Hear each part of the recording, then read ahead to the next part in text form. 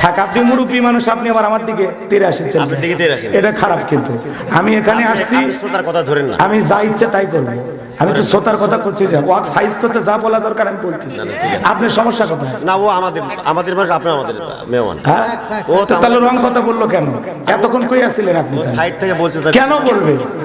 বলছে তাতে আপনি কি সমস্যা? কেন বলবে? কেন বলবে আমাকে সেটা বলেন। এ চাচা, আপনার আবার কি আছে? চাচা কোন, আপনি কি আছে কোন দিকে শুনি? না, আপনি কি কইলেন সেটা কোন তো?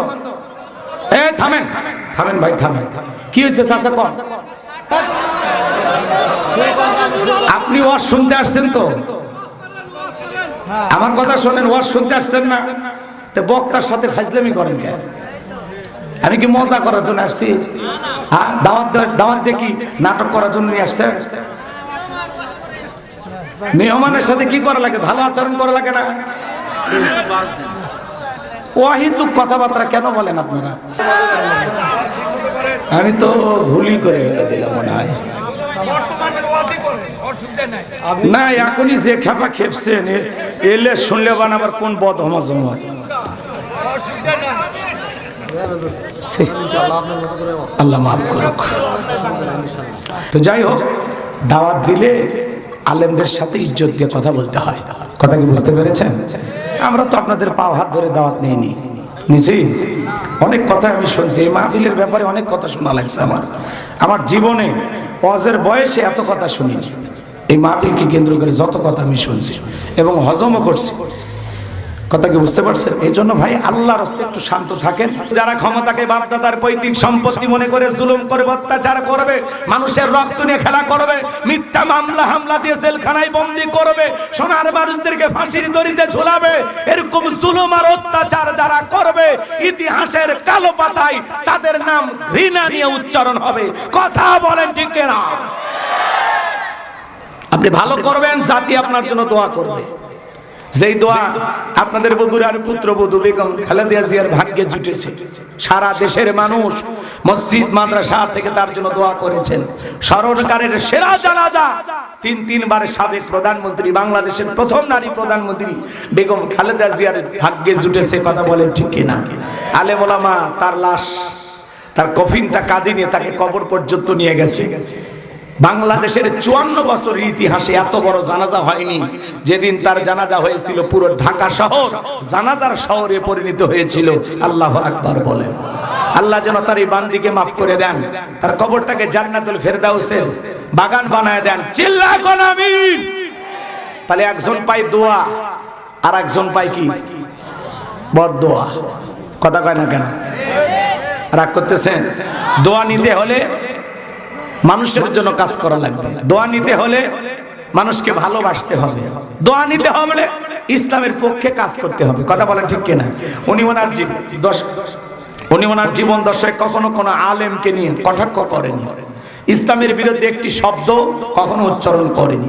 উনি সবসময় ইসলাম আর আলেমদেরকে ভালোবাসতেন। এই জন্য শেষ বেলায় তার ভাগ্যে এত দোয়া। কথা বলেন ঠিক কিনা? আর একজন খালি হুজুর ধরো জেলে ভরো, হুজুর ধরো জেলে ভরো, আর মাঝে মাঝে জঙ্গির নাটক সাজাইয়া পৃথিবীর সামনে বুঝাইতে যায় যে বাংলাদেশে অনেক জঙ্গি। কথা বলেন আছে এই দেশে? আর জঙ্গি টঙ্গি আছে? এগুলো সব মিথ্যা বানোয়াট, ক্ষমতায় টিকে থাকার একটা তাল বাহানা। কথা বলেন ঠিক কিনা? তো যাই হোক, আমার কথা কি আপনারা কষ্ট পাচ্ছেন? অনেকে বিরক্ত হচ্ছেন, হইলেও আমার কিছু করার নাই। 12টা পর্যন্ত ধৈর্য নিয়ে থাকতে পারবেন তো ইনশাআল্লাহ? তো কারা কারা থাকবেন না তারা হাত তোলেন। মাশাআল্লাহ, চালাক আছে। 12টা পর্যন্ত কারা কারা থাকবেন? 2 হাত তুলে একবার শুধু বলেন ইনশাআল্লাহ। আরেকটু জোরে বলেন ইনশাআল্লাহ। আল্লাহ আপনাদের কবুল করুন। চিল্লা বলেন আমিন। আমি কথা বলবো পবিত্র কোরআনুল কারীমের 66 নম্বর সূরা। সূরাটির নাম মুলক। বলেন কি নাম? মুলক। মুলক মানে হলো সার্বভৌমত্ব, কর্তৃত্ব, রাজত্ব, পাওয়ার, ক্ষমতা। কার হাতে? জোরে বলেন কার হাতে? ক্ষমতা নিয়ে আলোচনা করলে রাগ করবেন না তো? কোরআনের মধ্যে আছে তো নাকি? আমি আয়াত দিয়ে বলবো নি, দলিল দিয়ে বলবো নি, আয়াত নাম্বার, পারা নাম্বার সব বলে দেবো নি, তারপরে যেন কেউ রাগ করেন না। আল্লাহর এই কোরআনের মধ্যে কি কোনো কারণে আপনাদের মনে হয় ভেজাল আছে? একটু জোরে কথা বলা লাগবে। আমি করবো ওয়াজ, আপনারা দেবেন আওয়াজ, জবাব দিবেন ঠিক ঠিক, আলোচনা হবে কমপ্লিট। শ্রোতাদের স্পিরিট এবারে বক্তার হিট, আলোচনা হবে জায়গা মতো ফিট। আগে বলতাম কিছু ওয়াজ প্যান্ডেলে, কিছু ওয়াজ অ্যাঙ্গেলে, এখন আর অ্যাঙ্গেলে না, যা বলবো সব ডাইরেক্ট। অ্যাঙ্গেলে বলা 300, ডাইরেক্ট বলার বাংলাদেশ। কথা বলে ঠিক কি না? আর চাচা শোনেন, বক্তা হিসেবে নাই মান নাই দিলে, আমি কিন্তু বগুড়ার জামাই এই হিসেবে একটু সম্মান দিয়ে কথা বললাম। কথা বুঝতে পারছেন? আমি আপনাদের জামাই, কই জামাইয়ের সাথে ভালো ব্যবহার করা লাগবে না? বক্তা বাদ দেন, এইবার চলেন আমরা আলোচনা শুরু করি। সূরার নাম মুলক, মনে থাকবে 67 নাম্বার সূরা, মোট আয়াত আছে 30, রুকু আছে 2টি। বিশ্বনবীর মক্কার জিন্দেগিতে আল্লাহ তাআলা এই সূরাটি নাজিল করেছেন। তাহলে বলেন, কোরআনের মধ্যে কোনো ভেজাল আছে? মিথ্যা আছে? কোনো ধোঁকা আছে? থাকবে কি করে? কিতাবটি নাজিল করেছেন কে?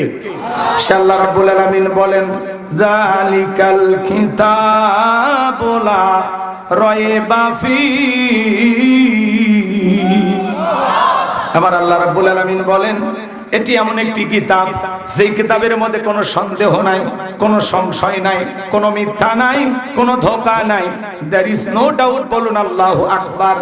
হুদাল লিল মুত্তাকিন, মুত্তাকি বান্দাদের জন্য গাইডলাইন হিসাবে, পথ প্রদর্শক হিসাবে আসমান থেকে কিতাবটি নাজিল করেছেন কে? সেই কিতাবের আলোচনা শুনলে লাভ না লস? লাভটাকে আমার আল্লাহ জানায় দিলেন, ওয়া ইযা কুরিয়াল কুরআনু ফাসতামিউ লাহু ওয়া আনসিতু লাআল্লাকুম তুরহামুন। সূরা আরাফ আয়াত নাম্বার 204।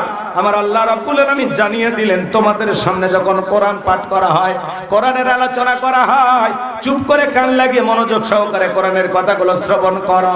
যারা চুপচাপ কোরআনুল কারীমের কথাগুলো শ্রবণ করবে, আমার আল্লাহ রাব্বুল আলামিন আসমান থেকে তাদের উপরে আল্লাহর রহমত বৃষ্টির মতো নাজিল করবেন। বলুন সুবহানাল্লাহ।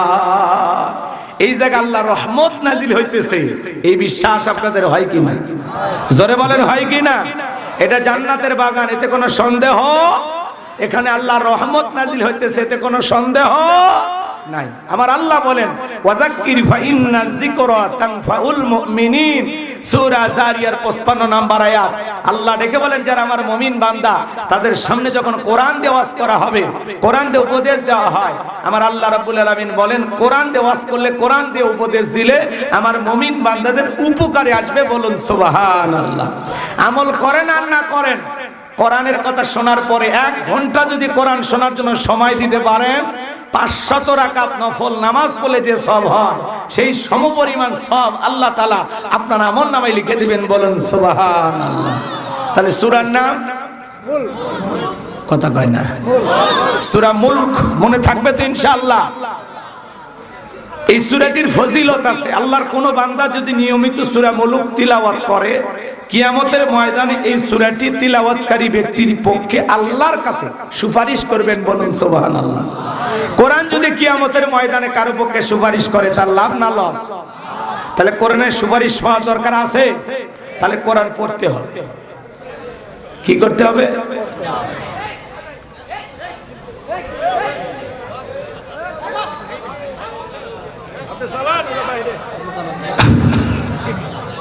বাইরের আওয়াজও তো কানে আসা হবে না, এলোমেলো হয়ে যাবে।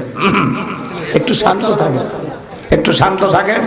সোহেল ভাই, আপনি ওটা সোহেল না, জানতো সাইডে দেখে।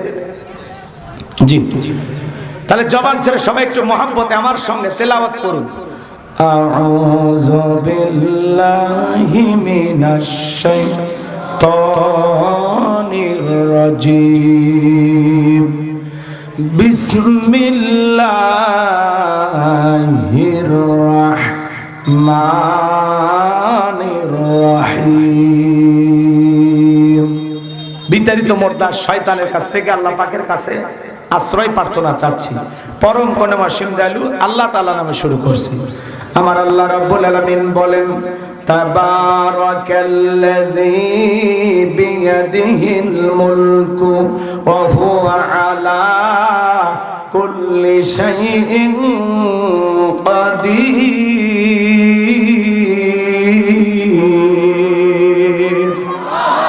আমার আল্লাহ আল্লাহ রাব্বুল আলামিন বলেন মহামান্বিত সেই সত্তা যার হাতে সর্বময় কর্তৃত্ব রাজত্ব পাওয়ার ক্ষমতা, তিনি হলেন সব বিষয়ের উপরে ক্ষমতাবান, তিনি হলেন সর্বশক্তিমান। বলুন আল্লাহু আকবার। তাহলে বলেন তো বগুড়ার মুসলমান, আসমানে ক্ষমতা চলবে কার?